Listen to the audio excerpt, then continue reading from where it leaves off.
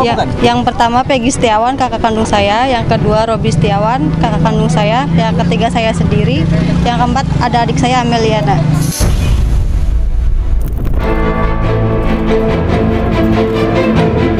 Teman kerja Peggy lainnya, Ibnu, bersikeras di hari pembunuhan Vina dan kekasihnya Eki pada 27 Agustus 2016. Ia bersama Peggy dan beberapa kuli bangunan lainnya tidur bersama di bedeng, tempat pembangunan rumah kontrakan di Bandung. Malamnya tanggal 27 Agustus. Tanggal 27 malam ya? Iya, ada di situ. Nah, ini yang pulang.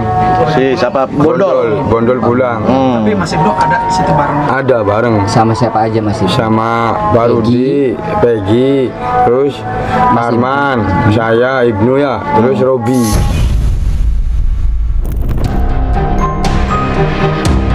Ayah Peggy, Safrudi, bahkan punya bukti catatan pinjaman kuli di proyek tempat Peggy bekerja 2016 silam. Di Bandung, ada lokasi Bandung sama saya. Bukti apa Pak yang menguatkan? Yang menguatkan teman-temannya ada semua, ngumpul semua, satu tim. Tempatnya di mana tuh Pak? Di Rancamanyar. Pertama yang punya rumahnya juga ada nyaksiin bahwa anak saya ada di situ.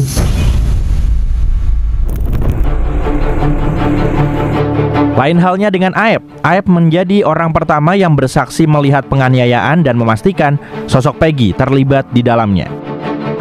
Pada tahun 2016 silam, Aep pun telah diperiksa polisi dan akan kembali diperiksa polisi untuk memastikan pelaku yang ditangkap adalah DPO. Apakah saudara kenal sama orang ini? Ya, saya mengenalinya, cuman saya tidak tahu namanya. Terus motornya, apakah tahu motornya? Saya sebutkan, ya saya tahu motornya apa, Smash katanya. Smash warna pink katanya.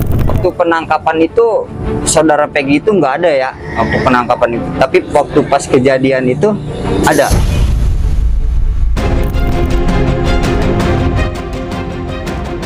Dari keterangan saksi dan barang bukti, polisi menetapkan Peggy sebagai otak di balik peristiwa ini. Peggy juga disebut ada di TKP saat kejadian pembunuhan. Karena kan penyidik itu mendapatkan keterangan dari lebih dari 2 saksi, ya, lebih dari 2 saksi yang menyatakan bahwa tersangka PS berada di lokasi pada saat kejadian. Jadi kita bukan mereka berdasarkan asumsi. Tolong dipahami ini rekan-rekan. Tentu teman-teman penyidik bekerja berdasarkan prosedur yang ada. Ya, berdasarkan prosedur yang ada dan alat bukti serta barang bukti yang didapatkan. Di sisi lain, jejak digital menyebut beberapa hari sebelum pembunuhan Vina, pada tanggal 12 Agustus 2016, Peggy berangkat merantau ke Bandung.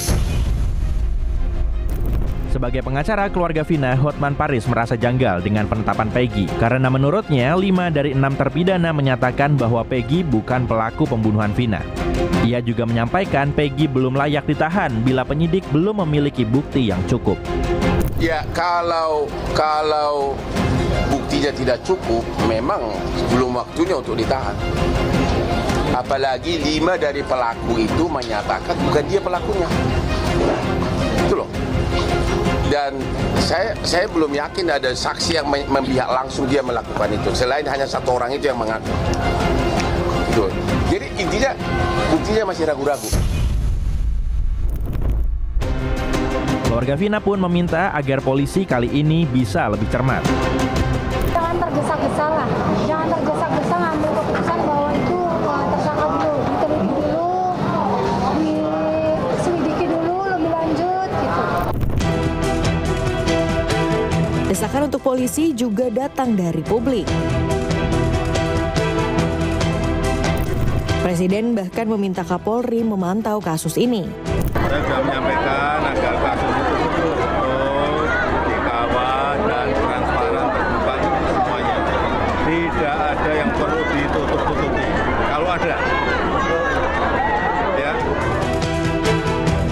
Dalam penyelidikan kali ini, polisi kembali melakukan rekonstruksi dan mengecek 6 titik TKP.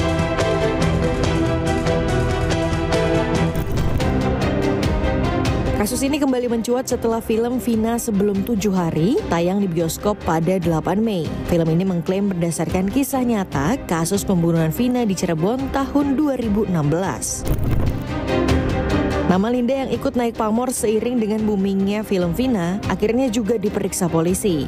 Namun berbeda dengan isi film, Linda justru mengaku tak dekat dengan Vina dan tak ada di TKP kejadian. Kita tuh hubungannya tidak sedekat yang difilmkan loh gitu. Cuma teman biasa aja. Teman biasa aja.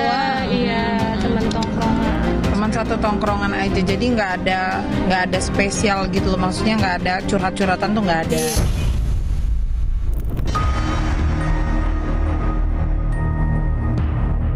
Produser film juga dilaporkan ke polisi karena dianggap menimbulkan kegaduhan. Sejumlah orang yang tergabung dalam Asosiasi Lawyer Muslim Indonesia atau ALMI menilai film ini juga menimbulkan narasi negatif terhadap penanganan proses pidana.